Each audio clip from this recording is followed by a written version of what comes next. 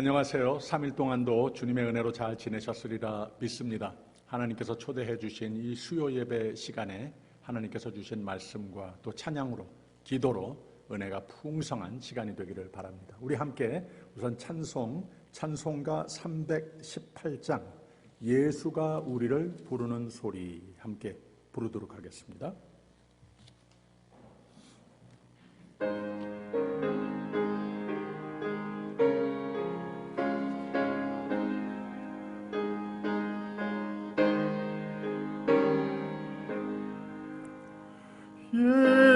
예수가 우리를 부르는 소리 금성 부드러워 문 앞에 나와서 사면을 보며 우리를 기다리네.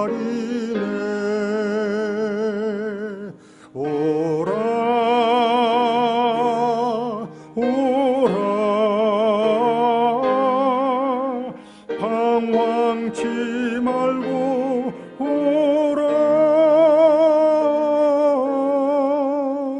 죄 있는 자들아 이리로 오라. 주 예수 앞에 오라. 간절히 오라고 부르실 때에 우리는 지체하랴. 주님의 은혜를 왜 아니 받고 못 들은 채 하려나. 오라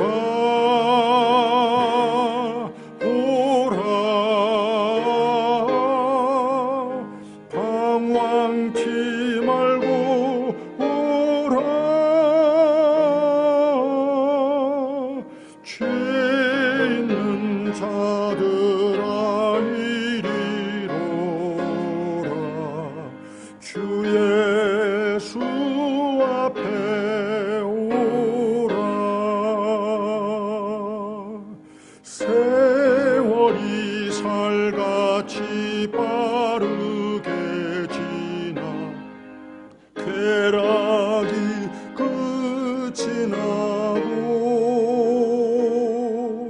사망의 그늘이 너와 내 앞에 들리며 가리우네.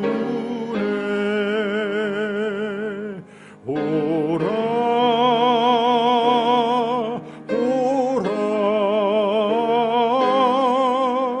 방황치 말고 오라. 죄 있는 자들아 이리로 오라. 주 예수 앞에 오라. 우리를 위하여 예비해 두신 영원한 집이 있어. 죄 많은 세상을 떠나게 될 때 영접해 주시겠네. 오라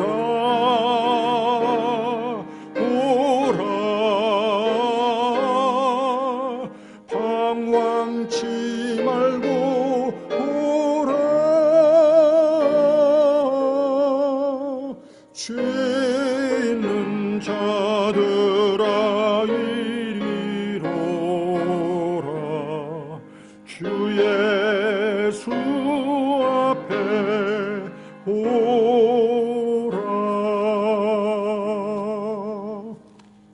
아멘. 328장 천성길을 버리고 함께 부르겠습니다.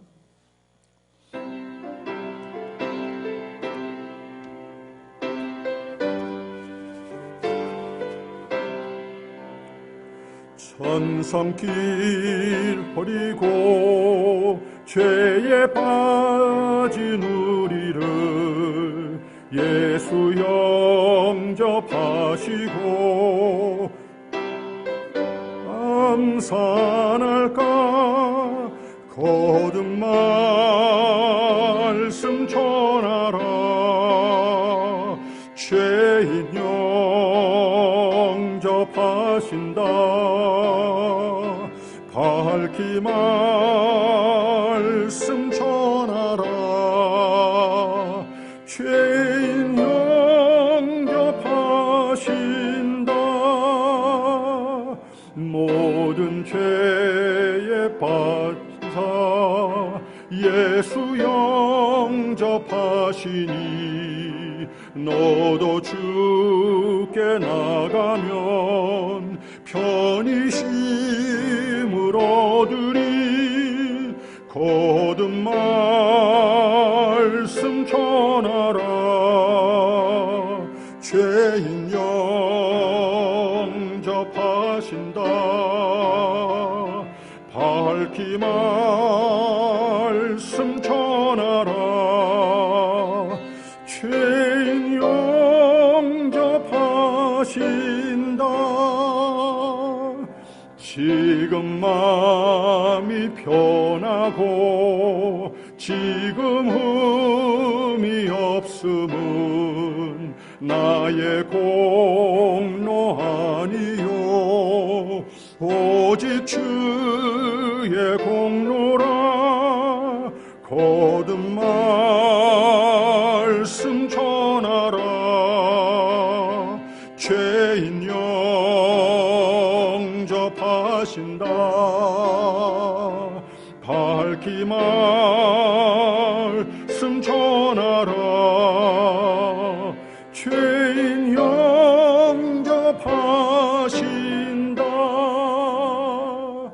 죄인 영접하시니 나도 영접하시고 나의 죄를 다시서 길이 함께 계시네 거듭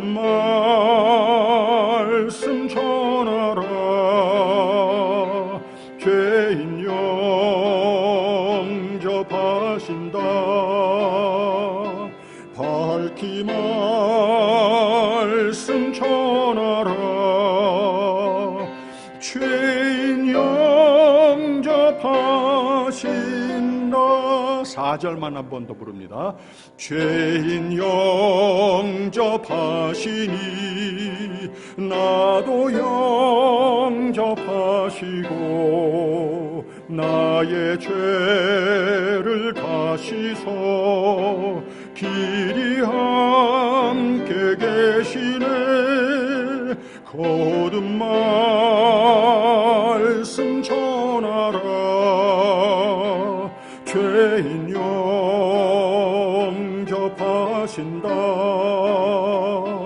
밝히 말씀 전하라 죄인 영접하신다 아멘. 오늘 저녁에는 서동민 권사님께서 우리 대표에 기도해 주시겠습니다.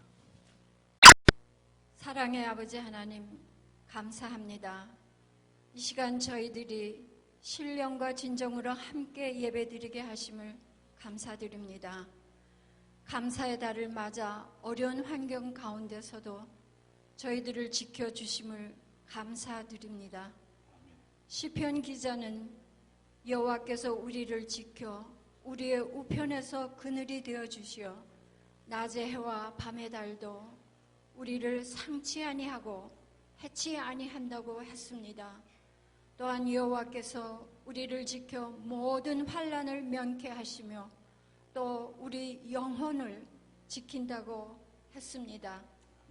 진실로 하나님 아버지께서는 우리들의 환난 날에 피난처 되시고 힘이 되심을 고백합니다. 금년 한 해도 교회를 지켜주시고 성도들의 가정마다 지켜주심을 감사드립니다. 우리의 연약함을 아시는 주님, 감사드리기보다는 쉽게 낙심하며 근심과 걱정에 쌓여 헤매는 저희들을 불쌍히 여겨주시고 눈을 들어 주님을 볼 수 있게 도와주시옵소서. 특별히 병환 중에 계신 성도들을 위해 기도합니다.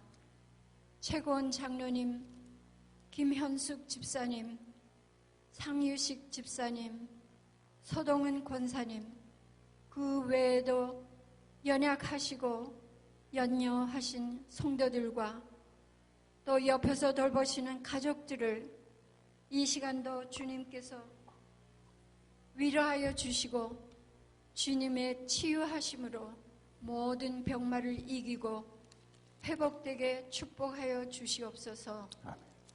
하나님 아버지, 코로나 바이러스가 속히 물러가고 교회의 정상 예배가 드려지며 성도의 교제가 이루어질 수 있도록 도와주시옵소서. 또한 미국과 한국을 안정과 평화가 있고 주님께 쓰임받는 나라가 되게 축복하여 주시옵소서. 저녁 말씀을 전하시는 목사님 늘 강건하게 붙들어 주시고 성령께서 함께 하셔서 광야에서 이스라엘 백성을 인도하던 모세와 같이 피곤치 않고 낙심치 않도록 날마다 새 힘을 더하여 주시옵소서. 예배를 통하여 아버지께서 영광 받으시고 우리에게는 은혜와 기쁨의 시간이 되게 축복하여 주시옵소서. 우리를 사랑하시는 예수님의 이름으로 감사하며 기도하였습니다. 아멘. 아멘.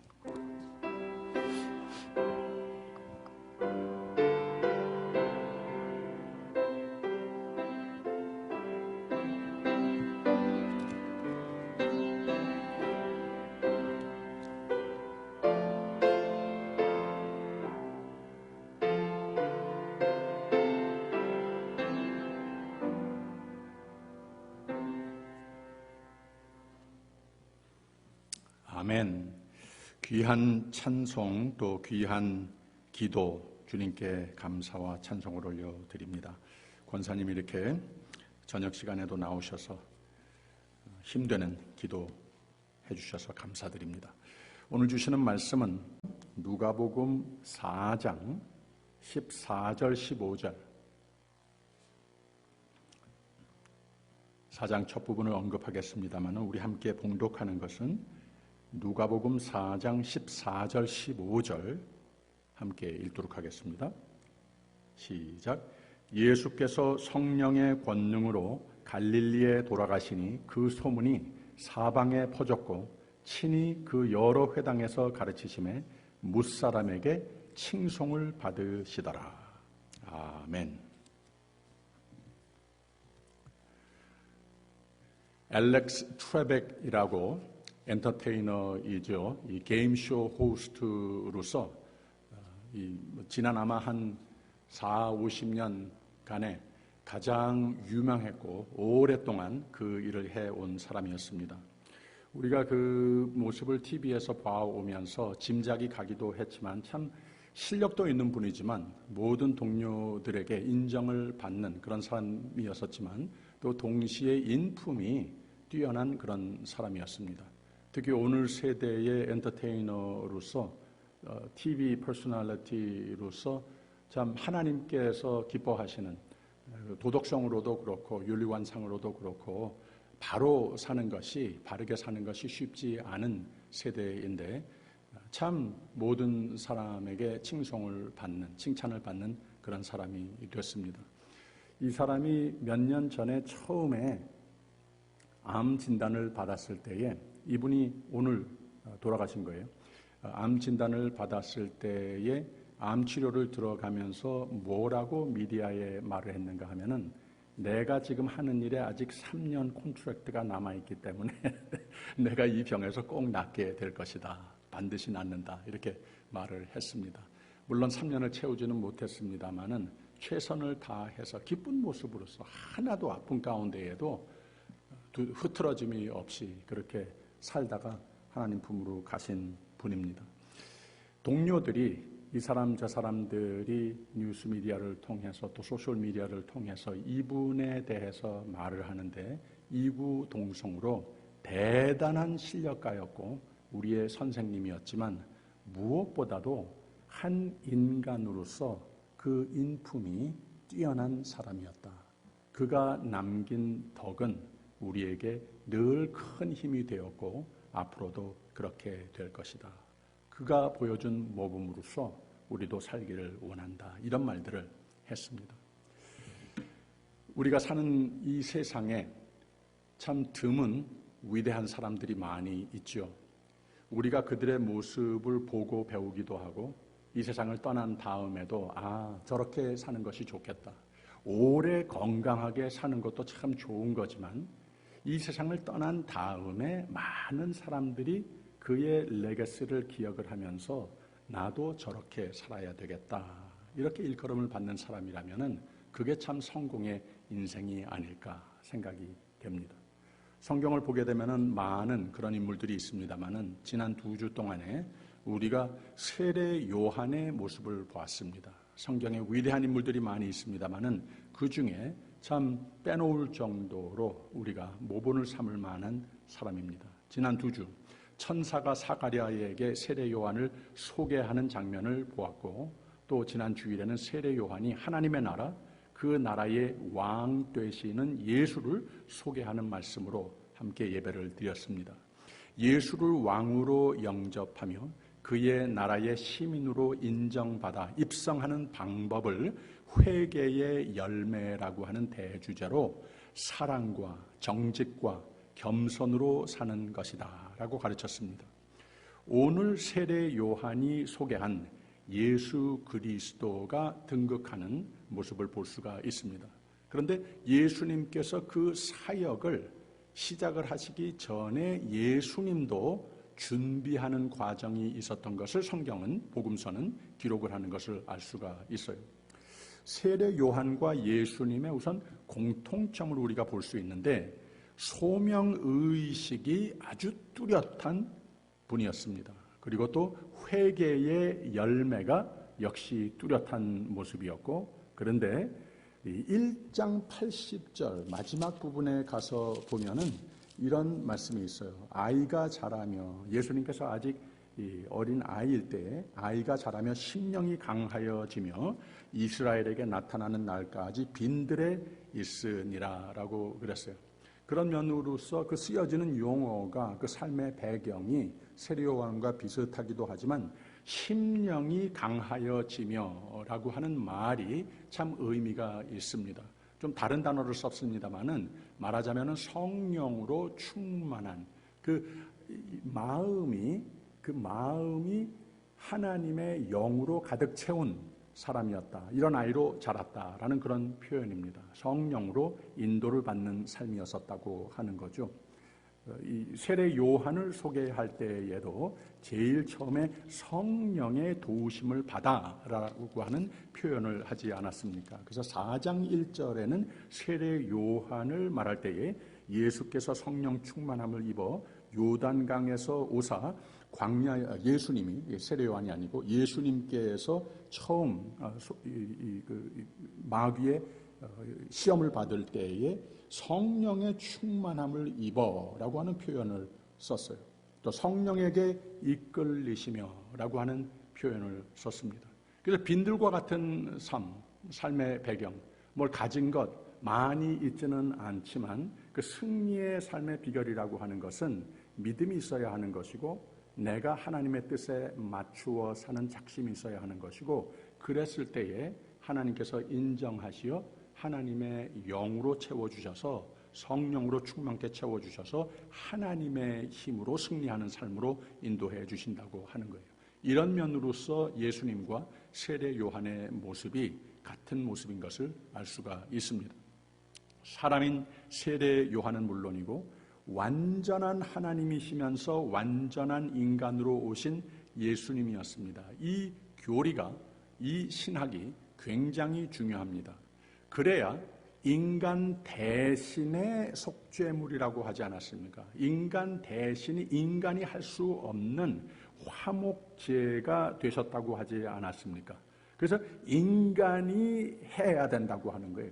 하나님께서 직접 성육신 하셨지만 수학적이지는 않지만 완전한 하나님이심으로써 동시에 이 지상에 계실 때 예수님께서 완전한 사람으로서 반 하나님 반 사람으로서 완전 믿음 완전 순종, 이거 뭐 그렇게 힘들겠습니까? 사람이 못하는 거 할 수 있지 않겠습니까? 그런데 예수님의 신분이 완전한 하나님이시면서 또 완전한 인간이셨다고 하는 것이 참 중요하다고 하는 거예요. 그래서 완전한 인간으로서 힘든데 하기 싫은 마음도 스쳐가기도 하셨는데 오직 하나님의 뜻, 내 뜻대로 하지 마시고 하나님의 뜻대로 다 해 주시옵소서, 이런 작심을 하고 하나님께서 인정을 하시고 기뻐하시고 써주시는 모습이 됐기에 온 인류의 구세주가 되실 수 있었다고 하는 거죠. 화목제물이 되실 수가 있었다고 하는 거죠. 그래서 믿음과 순종으로 승리하셔서 소명의식을 완수하신 예수님이라고 하는 겁니다. 완전한 하나님이자 완전한 인간으로서 그거를 해내셨다고 하는 거예요. 그래서 우리 인간의 대신 하나님께 드려지는 제물이, 화목제물이 됐다고 하는 거죠. 그랬더니 성령이 도우시는 생애가 됐습니다. 우선 예수님이 오늘 말씀에 이 마귀로부터 시험을 받는 장면이 나오기 전에 예수님께서 세례 요한 앞으로 나와서 세례를 받는 장면으로서 지난 주일의 말씀 마지막 부분을 이루지 않았습니까? 우리에게 당연히 의문이 있을 수가 있습니다. 예수님께서 세례를 받으실 필요가 있으신 분인가? 하나님이시라면 당연히 뭐 세례를 하나님이 받으실 이유가 있는가? 그리고 또 예수님께서 완전한 인간이시라고 한들 예수님께서 무죄이신데 아무 흠이 없으신 예수님이신데 이 세상에 그런 모습으로 태어나셨고 그리고 이 세상에 십자가에 못 박혀 돌아가실 때까지 완전한 믿음, 완전한 순종으로서 온 인류 역사상 가장 위대한 사람도 하지 못했던 예수님께서 유일한 그렇게 깨끗하게 완벽한 생애를 사셨다고 하는 거예요. 그런데 왜 세례를 받으셔야 했는가? 그리고 또 세례를 받으러 나왔을 때에 이 누가복음에서는 그 예수님과 세례 요한과의 대화가 자세하게 기록이 되어 있지는 않습니다만은 마태복에는 그 대목이 이렇게 나와 있습니다. 나는 너희로 회개케 하기 위하여 물로 세례를 주거니와 내 뒤에 오시는 이는 나보다 능력이 많으시니 나는 그의 신을 들기도 감당치 못하겠노라. 그는 성령과 불로 너희에게 세례를 주실 것이요 라고 그랬어요. 이 세례 요한의 머릿속에서는 예수님을 소개할 뿐이지 예수님을 감히 세례를 줄 경우는 상상도 못했다고 하는 거예요. 오히려 예수님께서 내가 세례를 받을 기회가 있으면 그거 참 얼마나 귀한 기회일까, 이런 정도로 생각을 하고 있는데 예수님께서 그 앞에 나타나셔서 세례를 받으시겠다고 하는 거예요. 그러니 당연히 요한이 뭐라고 그랬는가 하면은 마태복음 3장 14절에 요한이 말려 가로되 내가 당신에게 세례를 받아야 할 터인데 당신이 내게 오시나이까 항의를 합니다. 예수께서 대답하여 가라사대 이제 허락하라. 우리가 이와 같이 하여 모든 의의를 이루는 것이 합당하니라 라고 그랬어요. 이 좀 힘든 문장 구조로 생각이 될는지는 모르겠지만 아주 간단한 뜻으로 말씀하신 겁니다. 나도 완전한 인간으로서 이 세상에 살아야 하는 것이다. 완전한 인간으로서 온 인류의 대속물로 드려지는 삶이 되기 위해서 이거 엄청난 일이 아니냐, 이걸 하기 위해서 내가 시험 받아서 되겠느냐, 내가 유혹을 받아서 되겠느냐, 그런 거 늘 있을 텐데 이거 이겨야 되지 않겠느냐. 모든 사람들의 이 세례라고 하는 것이 회개의 열매라고 하는 의미를 가지고 있는 것과 같이 예수님이 그런 죄사함에 대한 회개가 필요한 분은 아니지만 이 세상에 사는 가운데 하나님의 뜻에 하나님의 의의를 나타내는 하나님께서 나에게 채워주신 소명의식이 현실화되기 위해서 여기서 흐트러지지 않기 위해서 이 열매가 맺혀져야 되겠는데 이걸 막아버리려고 하는 마귀 세력이 있는데 이거 이겨야 되지 않겠느냐. 그래서 내가 이런 작심을 하고 무슨 시험이 있어도 무슨 유혹이 있어도 이거 다 이겨야 되겠다고 하는 작심해야 되겠다고 하는 겁니다. 그래서 이 의식이 꼭 필요한 것이다 라고 하는 이 표현을 그랬을 때 하나님께서 나를 칭찬하시고 나를 인정하시는 거 내가 알고 시작을 해야 되겠다. 그랬을 때에 내게 필요한 힘이 있을 것이다. 그래야 나에게 주어진 그 소명을 완수할 수 있는 것이다. 이런 의미로서 이제 허락하라 우리가 이와 같이 하여 모든 의의를 이루는 것이 합당하니라 라고 이렇게 말을 한 겁니다. 성경을 보게 되면은 세례 요한, 물론 예수님 이런 대단한 믿음과 완벽한 순종의 삶을 사신 예수님의 모습이죠. 그러나 또 다른 모습들로 시대적 구세주 역할이라고 할까요? 하나님의 구원의 역사로 그 시대를 살리신 인물들이 성경에 누누이 소개되고 있습니다. 먼저 하나님이 특별히 시대적 구원의 도구로 부르신 아브라함을 생각을 해볼 수 있는데 하나님께서 이 똑같이 두 가지의 원리로서 부르고 축복하시고 쓰신 것을 우리가 알 수가 있습니다. 하나님께서 은혜로 그 시대에 꼭 필요로 되는 구원의 도구로 소명을 주신 겁니다. 그랬을 때에 다른 것, 내 자격, 얼만큼 가지고 알고 모르고 이런 것이 중요한 것이 아니라 하나님께서 부르셨으니 이유를 잘 모르겠는데 하나님께서 소명을 주셨으니 여기에 믿음과 순종으로 나선 모습으로 소개가 된다고 하는 거예요. 하나님의 뜻이, 부름의 뜻이 있었습니다. 여호와께서 아브라함에게 이르시되 너는 너의 본토 친척 아비집을 떠나 내가 지시할 땅으로 가라. 하나님의 뜻을 깨달았습니다. 그런데 알았는가? 어디를 가는가? 무엇을 해야 되는가? 전혀 몰랐습니다. 그냥 하나님의 부르심이 있었으니 여기에 순종, 믿음과 순종밖에 없었습니다. 이에 아브라함이 여호와의 말씀을 쫓아갔고라는 표현밖에는 없습니다.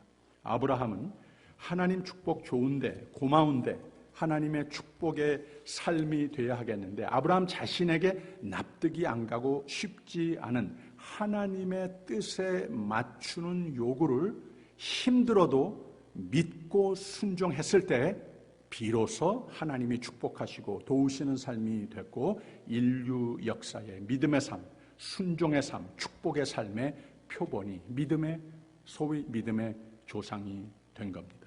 이걸 뭐라고 하는가 하면은 소명의식이라고 하는 겁니다. 이 소명의식이 흐트러지지 않았을 때 하나님께서 인정을 하신다는 거예요. 하나님께서 인정하시고 기뻐하시면 하나님의 영이 채우셔서 사람이 가질 수 없는 그 힘과 소망으로 하나님의 힘으로 승리하는 삶이 된다는 거죠.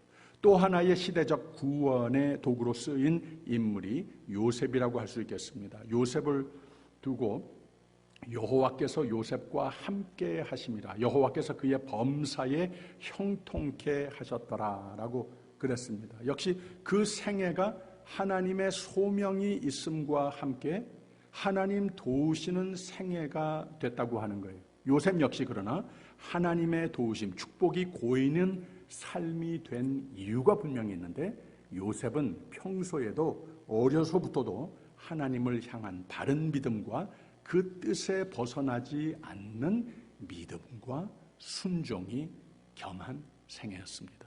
똑같은 원리입니다. 생명의 위협을 받아도 믿음과 순종 흐트러지지 않았습니다. 하나님 뜻을 분별하려고 노력하는 삶이 됐고 하나님 뜻 알았으면 기꺼이 그 뜻에 자신을 맞추어가는 삶이 됐습니다. 이걸 뭐라 그러는가 하면은 소명의식이라고 하는 거예요.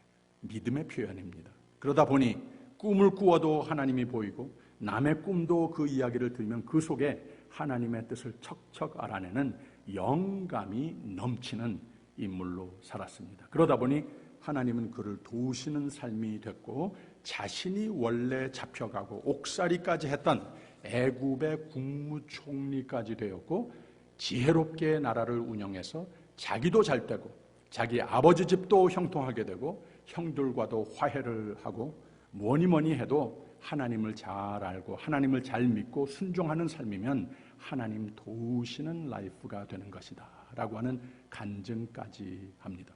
하나님이 큰 구원으로 나와 당신들, 우리 아버지 집 가문을 보존하고 당신들의 후손을 세상에 두시려고 살리시려고 나를 당신들 앞서 보내셨나니 그런즉 나를 이리로 보내신 자는 당신들이 아니요 하나님이시라 라고 고백을 했습니다.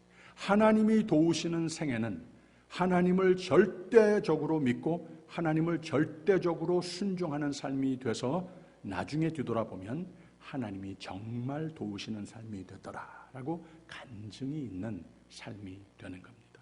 소명의식이 참 형통한 하나님이 도우시는 삶이 된 겁니다. 사도 바울이 또 그런 인물 아니겠습니까? 로마서 8장 28절에 우리가 알거니와 하나님을 사랑하는 자 곧 그 뜻대로 부르심을 입은 자들에게는 모든 것이 합력하여 선을 이루느니라 라고 그랬습니다. 이것 역시 누가 할 수 있는 말인가? 소명의식, 하나님께서 주신 부르심, 그리고 그 부르심의 상을 위하여 오직 앞만 보고 하나님만 바라고 달려가는 그 삶이 믿음과 순종으로 장식된 삶이 됐을 때 하나님의 도우시는 삶이 됐더라라고 하는 그런 간증을 하는 겁니다. 이런 여러 예를 보면 하나님 축복하시고 하나님 도우시는 삶의 분명한 원리가 드러납니다. 하나님을 잘 믿는 삶이 되어야 합니다. 하나님을 하나님 뜻에 잘 맞추어 사는 삶이 되어야 하는 겁니다. 소명의식으로 사는 삶입니다. 그러면 그 삶은 하나님께서 축복의 삶으로 개런티 하신다고 하는 겁니다. 그래서 이 사도 바울이 간증을 한 말을 잘 주석을 해보면 하나님을 사랑하는 자라고 하는 표현을 했고 그 뜻대로 부르심을 입은 자라고 하는 뜻인데 믿음으로 살되 하나님 뜻 안에 목적을 두는 삶, 소명의식을 분명히 깨닫고 사는 사람은 모든 것이 합력하여 선을 이루는 것이다. 모든 일의 매사에 하나님이 도우시는 삶이 되는 것이다 라고 말을 하는 겁니다. 또 다르게 말하면 하나님의 영광을 위해서 살고 모든 것을 하는 내 모든 일과 꿈을 노상 하나님 뜻에 재조명하여 사는 사람이 하나님 도우시는 삶이 되는 것이다 라고 풀이할 수 있습니다.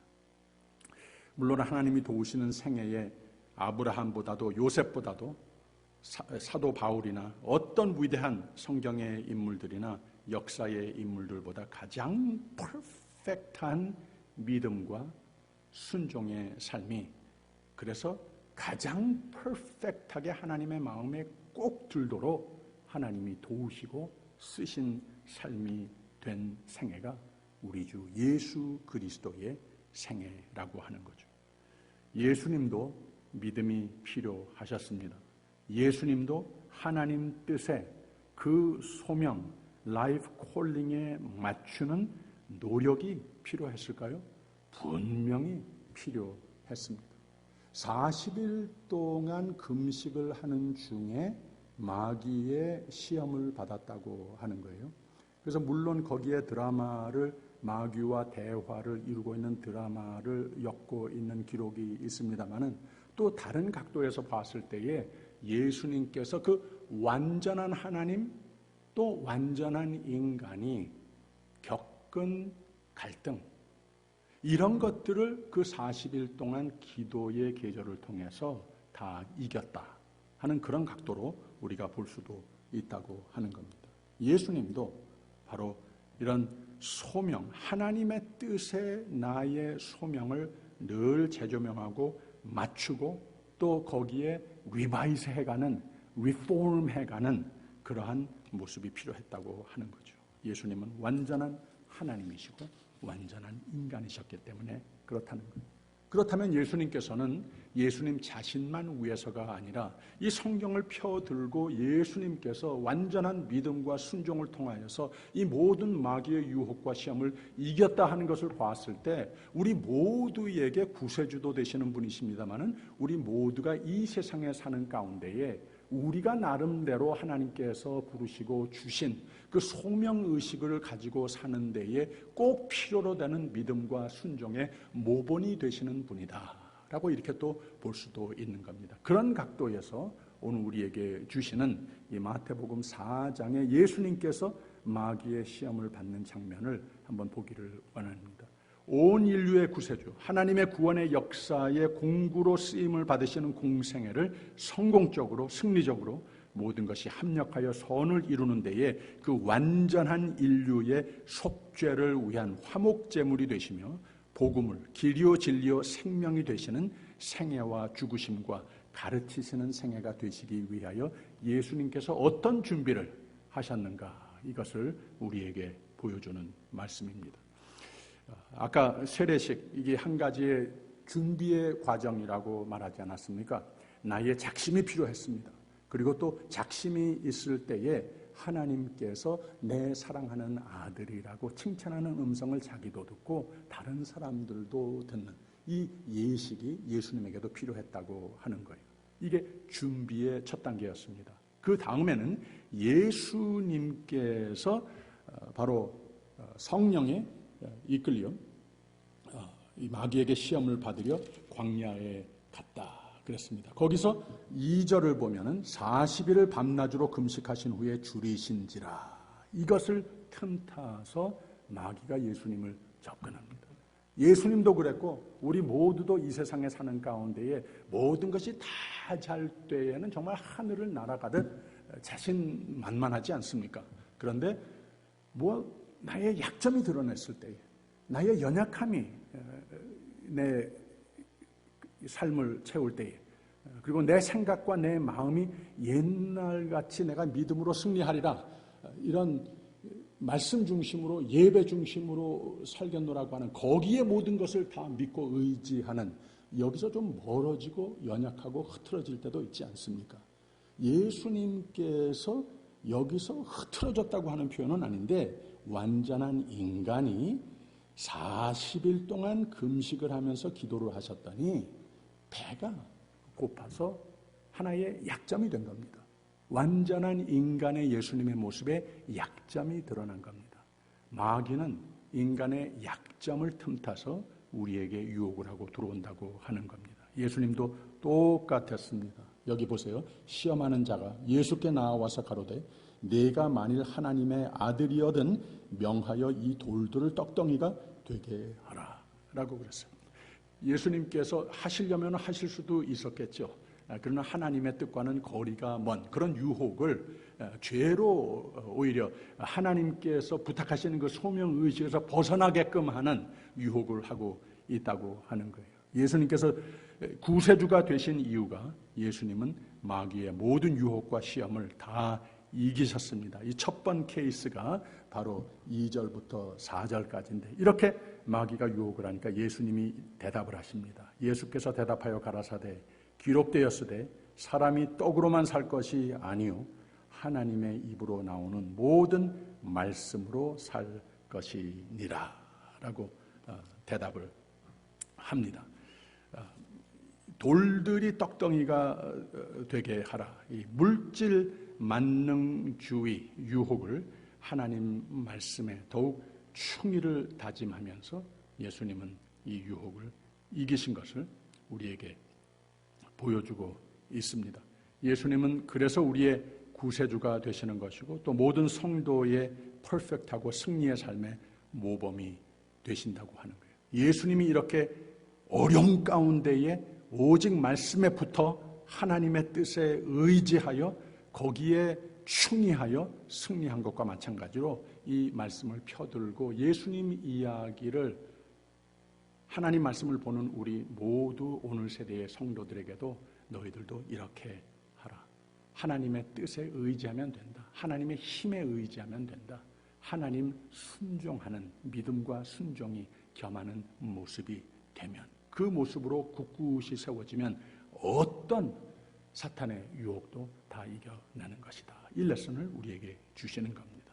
그 다음에 5절부터 8절을 보게 되면 두 번째의 유혹이 있죠. 5절부터 8절까지 봅니다. 마귀가 또 예수를 이끌고 올라가서 순식간에 천하 만국을 보이며 가로되 이 모든 권세와 그 영광을 내가 네게 주리라. 이것은 내게 넘겨준 것이므로 나의 원하는 자에게 주노라. 그러므로 네가 만일 내게 절하면 다 네 것이 되리라. 예수께서 대답하여 가라사대 기록하기를 주 너의 하나님께 경배하고 다만 그를 섬기라 하였느니라 라고 그랬어요. 생명을 위해서, 생명의 근원이 되기 위해서 하나님께서 주신 소명, 여기에서 어긋나는 제안을 또 마귀가 하고 있는 것 아니겠습니까? 여기에서 예수님께서는 다 내 것으로 줄 테니까 내게 절하라. 권력의 유혹으로 이 시험한 것을 예수님은 역시 말씀의 충의를 다짐하면서 내게는 하나님만이 권세이시라고 고백하면서 하나님만 경배한다 라면서 물리치셨습니다. 그리고 세 번째 유혹이 9절부터 12절, 그리고 예수님의 대답이 나옵니다. 또 이끌고 예루살렘으로 가서 성전 꼭대기에 세우고 가로되 네가 만일 하나님의 아들이여든 여기서 뛰어내리라 기록하였으되 하나님이 너를 위하여 그 사자들을 명하사 너를 지키게 하시리라 하였고 또한 저희가 손으로 너를 받들어 네 발이 돌에 부딪히지 않게 하시리라 하였느니라. 예수께서 대답하여 가라사대 말씀하기를 주 너의 하나님을 시험치 말라 하였느니라 라고 그랬습니다. 성전 꼭대기에서 좀 뛰어내려 봐라. 이 센세이셔널리즘, 이런 유혹을 역시 하나님의 말씀으로 하나님 앞에 겸손을 다짐하면서 이겨냈습니다. 그랬더니 13절 뭐라고 그랬습니까? 마귀가 모든 시험을 다 한 후에 얼마 동안 떠나니라 라고 그랬습니다. 이해가 되시죠? 결국 오늘 말씀은 예수님이 완전한 인간으로 겪은 유혹과 시험을 소명의식을 하나님께 하나님의 뜻에 충의를 다짐함으로써 하나님의 함께하심의 승리의 생애 지상 목회를 십자가까지 부활의 첫 열매의 영예까지의 승리의 생애가 되셨다고 하는 겁니다. 이게 예수님의 준비 과정이었습니다. 그런데 조금 찜찜하지 않습니까? 13절에 있는 말씀 다시 보세요. 13절에 마귀가 모든 시험을 다 한 후에 얼마 동안 떠나니라 라고, 이 누가는 조금 더 자세하게 이렇게 기록을 했어요. 얼마 동안 떠나니라. 예수님은 성도의 삶의 모범이라고 하지 않았습니까? 성도가 이 악한 세상에 사는 가운데에 겪을 수 있는 그런 모습을 예수님도 똑같이 겪으셨다고 하지 않았습니까? 그걸 말해주는 거예요. 지상의 인생은 악이 있고 믿음과 순종으로 살아서 생명을 누리는 삶이 되는 거지만 악은, 사탄 세력은 오고 또 온다는 거예요. 그리고 오고 또 올 때마다 연약한 나는 믿음으로 순종을 한때 뜨겁게 했어도 여전히 연약하기 때문에 자칫 잘못하면은 유혹이 내 마음과 생각에 스쳐간다는 거예요. 이랬다면 어떨까? 이런 악의 사탄의 유혹이 오고 또 온다는 거예요. 끝까지 생명의 삶, 생명의 결국에서 우리를 떼내려고 기법하지 않는다고 하는 겁니다. 그래서 사도 바울은 쉬지 말고 기도하라고 하는 권면을 한 것이고, 예수님의 삶도 쉬지 않고 때가 돼 기회가 주어지건 안 주어지건 하나님께 하늘을 우러보면서 기도로 엮어진 지상 목회를 하신 예수님이었습니다. 노상 말씀에 붙어 살고 순종하는 예수님이었습니다. 그리고 제일 마지막에 내가 이 죽음이라고 하는 것을 꼭 거쳐가야 하나님께서 이 구원을 인류에 베푸실 수 있겠습니까? 예수님 하나님께 살며시 물어본 적도 있어요. 그런데 그 문장이 끝나기 전에 그러나 내 뜻대로 마시고 아버지 하나님 뜻대로 하십시오 라고 하지 않습니까? 끝까지 하나님께서 주신 그 소명의식, 믿음과 순종, 그리고 하나님께서 채우시는 성령의 인도하심, 이것을 타협하지 않는 예수님이었다고 하는 겁니다. 그래서 끝내 생명의 결국을 누리시고 또 온 인류의 생명의 군원이 되는 부활의 첫 열매가 되는 영예를 예수님께서는 이루셨다고 하는 겁니다. 이것 역시 우리에게 본이 된다고 하는 거죠. 우리가 어떤 유혹이 있어도 거기서 항상 주님의 뜻을 고집하면, 하기 싫어도 정말 힘들어도 어떤 때는 잘 이해가 안 돼서 이거 해야 되는 건가? 한번 좀 접어두면 안 되는가? 이런 생각도 스쳐가는데, 그럴 때일수록 더욱더 하나님께서 변함없으신 나에게 생명의 길로 인도해 주신 말씀을 붙들고 하나님께 쉬지 않고 기도하는 삶으로 매달렸을 때 하나님께서 우리에게 영의 인도로, 성령으로 충만하신 인도로 선한 생명의 길로 흐트러지지 않고 갈 수 있도록 인도해 주신다고 하는 거죠. 끝내 생명의 결국을 누리게 된다고 하는 겁니다. 그래서 우리가 연약하고 연약한 악이 많은 세상에 살고 있지만 이 세상 떠날 때까지 그럴 겁니다. 우리 원하는 것보다 훨씬 자주 올 겁니다. 우리 원하는 것보다 훨씬 우리를 휘청 흔들어 놓는 일들도 있을 겁니다. 그러나 우리는 끝까지 이 믿음을, 순종을 고집하는 삶을 살게 되면 하나님께서 끝까지 변함없으신 신실하신 손길로 우리를 생명의 길로 인도해 주신다고 하는 거죠.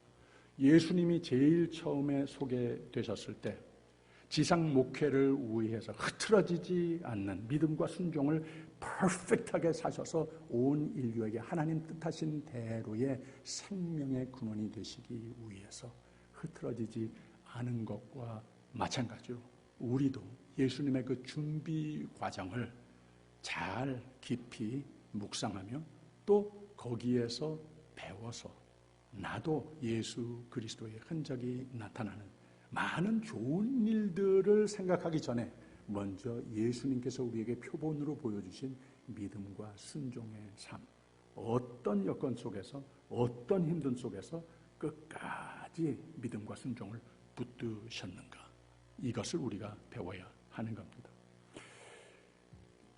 오늘 말씀의 14절, 15절을 우리가 같이 봉독을 했는데, 마귀가 시험을 다한 후에 얼마 동안 떠나니라 라고 그랬고, 그 대신 예수께서 성령의 권능으로 갈릴리에 돌아가시니 그 소문이 사망에 퍼졌고 친히 그 여러 회당에서 가르치심에 무사람에게 칭송을 받으시더라. 이제 예수님께 하나님께서 부탁을 하시는 그 지상 목회 사역이 시작이 된 겁니다. 준비가 된 겁니다. 비로소 사역을 담대하게 담당하시게 된 겁니다. 결단했으면, 하나님이 칭찬했으면 마귀의 유혹, 시험은 반드시 있을 텐데 이 모든 것 믿음으로 이겨라, 말씀으로 이겨라, 기도로 이겨라. 우리에게 주시는 말씀을 꼭 붙들고 하나님께서 이미 디자인하신, 이미 다 정해 놓으신 오직 은혜로 우리에게 생명의 삶으로 덮어주신 그 삶을 내 삶에 실현화시키는 믿음과 순종으로 승리하시는 저와 여러분이 되시기를 주님의 이름으로 축원합니다. 우리가 인생을 살다 보면 많은 사람들을 만나게 됩니다. 저도 믿음의 사람들 중에도 참 믿음으로, 능력으로 사탄이 쉽게 흔들어 놓지 못하는 사람들을 많이 보았습니다.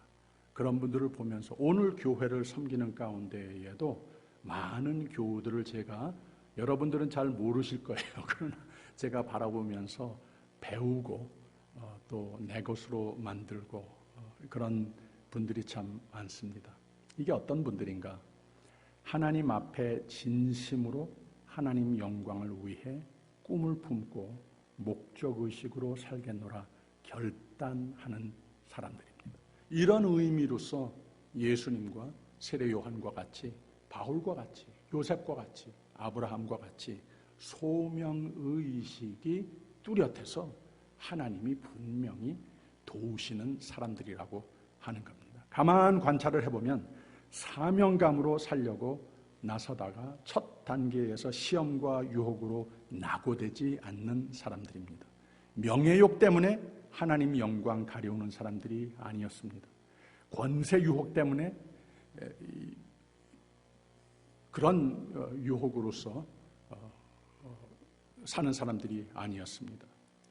이런 사람들 가만 보면 학력을 막론하고 연세를 막론하고 남녀, 어른, 아이, 어떤 사회 경력이 있던 얼만큼 많은 사람들에게 보여줄 것이 있건 없건 이거는 아무 조건이 되지 않고 상관이 없는 것도 역시 발견을 했습니다. 그런데 이런 능력의 사람들, 믿음의 사람들, 남보다 강한 것 하나도 별난 것들 없는데 그냥 보통 사람들이었는데 한 가지 분명한 공통점은 끝까지 하나님 사랑하는 사람들이었습니다. 하나님 사랑한다고 하는 것이 하나님의 뜻이, 하나님께서 나에게 부탁하시는 이 생애의 소명이 나에게 생명이다. 어떤 상황에서도 나는 이 하나님의 뜻을 더욱더 이루고자 발버둥하는 삶이 되리라. 이렇게 사는 사람들이었습니다. 참으로 말씀을 생명의 말씀으로 삼고 사는 사람이었습니다. 예배의 시간이 나의 삶의 중심을 이루는 사람들이었습니다. 정말로 하나님께 믿고 의지하여 매달리는, 쉬지 않고 기도하는 삶을 사는 사람들이었습니다. 하나님께서 기뻐하시고 귀하게 여기시고 생명의 선물로, 생명의 삶의 선물로 항상 동행하시는 사람들이었습니다. 모든 꿈을 이루고 기도 응답이 있는 기적의 삶을 누리는 사람들이었습니다. 어떤 환경 속에서도 믿음, 소명의식 저버리지 않고 하나님이 평강으로 마음을 지키시고 형통으로 그 삶을 하나님이 인도하시는 사람들이더라고 하는 말입니다. 진짜 그렇습니다. 진짜. 끝까지 믿음 지키는 사람들이 되어서 우리가 알거니와 하나님을 사랑하는 자, 곧 그 뜻대로 부르심을 받은 자들에게는 모든 것이 합력하여 선을 이루느니라. 믿음과 순종으로 승리하셔서 하나님께서 도우심의 손길이 내 삶을 떠나지 않는 모습으로서 승리하시는 여러분이 꼭 되시기를 주님의 이름으로 축원합니다. 기도하겠습니다. 생명을 주신 하나님, 생명의 삶이 되라고 소명의식을 되살리라고 초대하시는 하나님의 음성 감사합니다. 더욱 예수님께서 지상 목회를 시작하기 전부터 이렇게 준비하셨듯이 내 주를 가까이 하고 하나님의 뜻을 생명 삼아 성령으로 충만하여서 승리 충만한 삶이 되도록 신실한 종들을 두 손을 들어 축복하여 주시옵소서. 세상이 악하고 우리가 연약할 때가 종종 있는데 이것 별로 중요한 것이 아니고 하나님이 내 곁에 내 편에 계셔서 하나님이 나의 도움이 되시는 삶을 누리게 하여 주시옵소서. 감사드리며 예수 그리스도 이름으로 기도하옵나이다. 아멘. 하늘에 계신 우리 아버지여, 이름이 거룩히 여김을 받으시오며 나라의 임하옵시며 뜻이 하늘에서 이룬 것 같이 땅에서도 이루어지이다. 오늘날 우리에게 일용할 양식을 주옵시고 우리가 우리에게 죄진 자를 사하여 준 것 같이 우리 죄를 사하여 주옵시고 우리를 시험에 들게 하지 마옵시고 다만 악에서 구하옵소서. 대개의 나라와 권세와 영광이 아버지께 영원히 있사옵나이다. 아멘.